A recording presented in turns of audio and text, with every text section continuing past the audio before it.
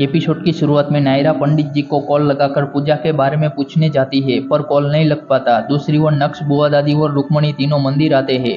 फिर कीर्ति मंदिर आती है और नक्श और कीर्ति पूजा में बैठते हैं। उसके बाद स्वर्णा नायरा से पूछती है कि क्या बात है, तुम परेशान लग रही हो। तब नायरा कहती है कि मुझे कुछ भी ठीक नहीं लग रहा है। फिर बुआ दादी नक्श से कहती है कि तेरी पूजा खत्म हो गई, अब तू काम पर जा सकता है। फिर नक्श वहां से चला जाता है। दूसरी ओर नायरा को सच पता चल जाता है। फिर वो पूजा रुकवाने जा रही होती है, तभी सुहासिनी उसे रोकती है। फिर नायरा सुहासिनी से कहती है कि आप ये सब क्यों होने दे रही है। उसके बाद बुआ दादी कीर्ति को सच बताती है। ये सुनकर कीर्ति परेशान हो जाती है। फिर कीर्ति नक्श को मैसेज करके ये बात बताती है। तब नक्श कीर्ति का मैसेज देखकर परेशान हो जाता है।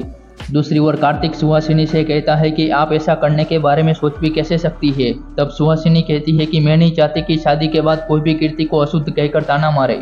फिर कार्तिक और नायरा पूजा रुकवाने जाते हैं। दूसरी ओर नक्श भी मंदिर आ रहा होता है। उसके बाद बुआ दादी कीर्ति को पूजा में बैठने को कहती है। फिर बुआ दादी कीर्ति पर पानी डालने जाती है, तभी कार्तिक और नायरा वहां पर आ जाते हैं। फिर नक्श भी मंदिर पहुंच जाता है।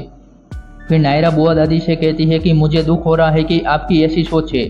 फिर कार्तिक बुआ दादी से कहता है कि अगर आप मेरी बहन को पसंद नहीं करती है तो शादी से मना कर देती, इस तरह इसे नीचा क्यों दिखा रही है। फिर नक्श बुआ दादी से कहता है कि आज आपने पूरे परिवार की इज्जत मिट्टी में मिला दी।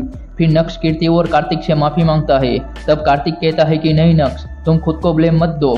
फिर कार्तिक और नायरा कीर्ति को घर ले जाते हैं। फिर नक्श बुआ दादी से कहता है कि घर चलिए, अब एक फैसला वहाँ होगा। दूसरी ओर देवयानी सबको बुआ दादी वाली बात बताती है। ये सुनकर नैतिक और राजबन्ना दोनों परेशान हो जाते हैं। फिर भाभी माँ कहती है कि इस बारे में सुहासिनी जी को पता चल गया तो क्या होगा।